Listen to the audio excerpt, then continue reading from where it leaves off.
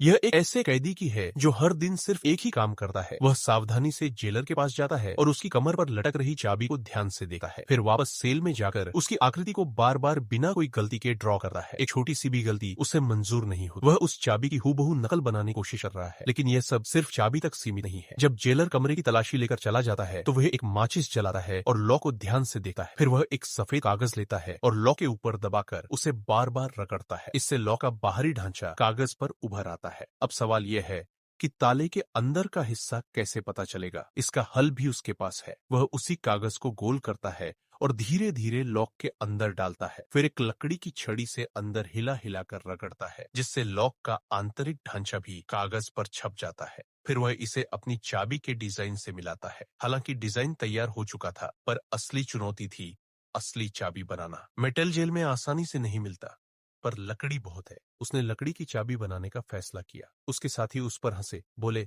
लकड़ी की चाबी तो एक पल में टूट जाएगी। लेकिन उसने कहा, अगर ये लॉक के पैटर्न के अनुसार बनी है तो नहीं टूटेगी। उसी दिन वुडवर्क शॉप जाना था। उसने तेजी से चाबी का पहला मॉडल तैयार किया, लेकिन अब सवाल था इसे कैसे छुपाए। उसने उसे पानी के बर्तन में छुपा दिया और तौलिए से ढक दिया। तभी जेलर यूजिंग को शक हुआ और तलाशी शुरू हो गई। सौभाग्य से तौलिए से छुपाया गया मॉडल बाहर नहीं गिरा और जांच में कुछ नहीं मिला। अब उसे बस चाबी को अच्छे से तराशना था। उसने पुराने कैदी से ग्लू मंगाया जो 50 साल से जेल में था। चाबी तैयार हुई। फिर एक रात उसने लॉक में चाबी लगाई। अंदर से क्लिक की आवाज आई। ताला खुल गया, लेकिन यह केवल शुरुआत थी। उसे हर दरवाजे के लिए अलग चाबी बनानी थी।